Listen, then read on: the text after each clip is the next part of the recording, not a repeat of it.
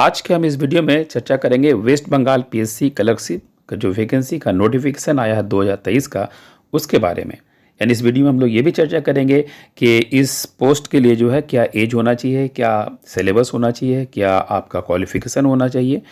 इन सब बातों का हम लोग चर्चा करने वाले हैं। लेकिन इससे पहले सबसे इम्पोर्टेंट चीज़ क्या है कि इस का जो फॉर्म अप्लाई करेंगे तो इसमें आपको रीचेक का चांस नहीं मिलेगा। इसलिए जब अप्लाई करेंगे तो अच्छी तरह फर्स्ट टाइम ही देख करके अप्लाई करेंगे। चलिए तो हम लोग शुरू करते हैं। जो ऑनलाइन एप्लीकेशन का डेट रखा गया है, ऑनलाइन एप्लीकेशन जो स्टार्ट है वो है 8 दिसंबर 2023 से इसका शुरू होगी। अगला हमारा है ऑनलाइन एप्लीकेशन क्लोजिंग, यानी क्लोजिंग डेट इसका जो रखा गया है 29 दिसंबर 2023, यानी 8 से शुरू होगा, 29 को ख़त्म हो जाएगा। अगला हमारा है टोटल वैकेंसी, लेकिन जो ऑफिशियल वेबसाइट है तो इससे अभी आपका टोटल वैकेंसी का मेंशन कहीं नहीं किया गया है। लेकिन एक अप्रोक्सीमेटली एक टाइटल रखा गया, अप्रोक्सीमेटली रखा गया कि लमसम जो इसका वैकेंसी जो है 5000 यानी 5000 तक वैकेंसी इसका हो सकता है। नेक्स्ट हमारा है एज, यानी अगर आप इस पोस्ट को अप्लाई करना चाहते हैं तो मिनिमम एज क्या होना चाहिए, मैक्सिमम एज क्या होना चाहिए। तो मिनिमम एज 18 ईयर और मैक्सिमम 40 यानी 18 से 40 के बीच में आपका एज होना चाहिए। तो ये एज मैं मेंशन कर रहा हूँ जो जनरल कैटेगरीज है उनके लिए। बाकी ओबीसी, एससी, एसटी उनका भी जो एज रिलैक्सेशन है वो अपने अनुसार उसको बढ़ा सकते हैं, नो प्रॉब्लम्स में। नेक्स्ट हमारा है क्वालिफिकेशन, यानी क्वालिफिकेशन की अगर बातें करते हैं, अगर आप इस पोस्ट को अप्लाई करना चाहते हैं तो आपका जो क्वालिफिकेशन होना चाहिए वो है 10th पास। यानी आप अगर 10th पास किए हुए हैं तो आप इस पोस्ट को अप्लाई कर सकते हैं। और साथ में ही आपको जो है ability to read, write and speak Bengali, यानी बांग्ला वर्सन को आपको रीडिंग, राइटिंग एंड स्पीकिंग का नॉलेज होना चाहिए। अगला हमारा है फीस के बारे में। अगर आप इस पोस्ट को अप्लाई करना चाहते हैं तो फ़ी हमें कितना पे करने पड़ेगा, तो इसको फ़ी देने के लिए आपको 110 रुपया आपको पे करना पड़ेगा।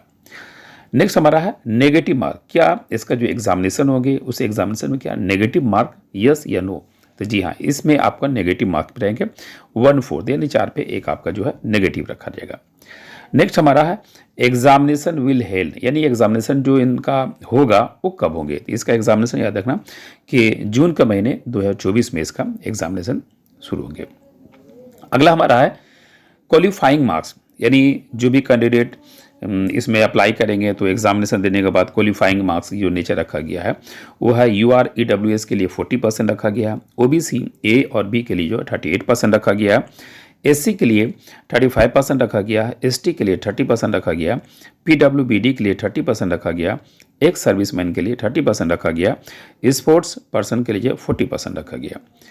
नेक्स्ट हमारा है फाइनल मेरिट्स, यानी फाइनल मेरिट्स का जो तैयार किया जाएगा तो उसमें आपका पार्ट 1 या पार्ट 2, यानी जो एग्जामिनेशन पार्ट 1 में ऑब्जेक्टिव टाइप होगा, सेकंड में जो आपका मेंस होगा, ये दोनों मिला के कंबाइन किया जाएगा और साथ में जो कंप्यूटर टाइपिंग आपको देना होगा, ये मिला करके आपका फाइनल का सिलेक्शन किया जाएगा। अब हम लोग बातें करेंगे पैटर्न ऑफ एग्जामिनेशन या स्कीम ऑफ एग्जामिनेशन, यानी एग्जाम में क्या क्या क्वेश्चन रहेंगे, कितने मार्क्स होंगे, इन सब बातों को हम लोग चर्चा करते हैं। तो एग्जामिनेशन पैटर्न जो है 2 पार्ट्स होंगे, पार्ट 1 एंड पार्ट 2। पार्ट 1 जो है आपका MCQ ऑब्जेक्टिव टाइप होंगे और पार्ट 2 जो है डिस्क्रिप्टिव टाइप होगा। तो पार्ट 1 में हम लोग देखते हैं कौन कौन से इसमें 3 पेपर होंगे। पहला आपका इंग्लिश जो है 30 क्वेश्चन 30 मार्क्स को होगा। सेकंड आपका जो है जनरल अवेयरनेस या जीके जिसको बोलते हैं, ये 40 क्वेश्चन जो है 40 मार्क्स को होंगे। इसी तरीके से जो है मैथमेटिक्स जो है इसमें जो है 30 क्वेश्चन 30 मार्क्स को होंगे। यानी ओवरऑल देखा जाए 100 क्वेश्चन 100 नंबर का आपका इसमें प्री में आपका एग्जामिनेशन होंगे। और अगर टाइम की बात करते हो तो टाइमिंग आपको 90 मिनट्स आपको इस क्वेश्चन के लिए जो है दिया जाएगा। नेक्स्ट हमारा है आपका पार्ट 2। पार्ट 2 हम लोग बात करेंगे तो पार्ट 2 ऑलरेडी क्या है, ये डिस्क्रिप्टिव पेपर होगा, यानी जो भी होगा आपको डिस्क्रिप्टिव लिखना पड़ेगा। इस डिस्क्रिप्टिव पेपर में 2 ग्रुप होंगे, ग्रुप ए और ग्रुप बी। तो ग्रुप ए में क्या होगा, इंग्लिश लैंग्वेज होगा, ये 50 मार्क्स का होगा। इसमें आपको क्या है ना, रिपोर्ट लिखना होगा, समरी या प्रेसी, ये 2 में से एक आपको चूज़ करना होगा। या हो सकता है कि आपको जो है ट्रांसलेशन जो है आपको रहेगा अपने इंग्लिश टू हिंदी हो, बंगला हो, उर्दू हो, जो भी आपका मदर टंग है वो अल्टरनेटिव आपको जो है ट्रांसलेशन करना पड़ेगा। तो ये आपको गया ग्रुप ए। फिर इसी का डिस्क्रिप्टिव का ग्रुप बी जो होता है, इसमें ग्रुप बी में आपका बंगाली हो गया, संथाली हो गया, उर्दू हो गया, हिंदी हो गया या नेपाली हो गया, ये आपका होगा। इसमें भी आपको है रिपोर्ट लिखना होगा, समरी या प्रेसी दो में से एक रहेगा, उसका फिर आपका ट्रांसलेशन रहेगा, यानी अल्टरनेटिव जैसा आपको इंग्लिश में लिखना उसी तरीके से आपको अपने भाषा में अपने लैंग्वेज में आपको लिखना पड़ेगा।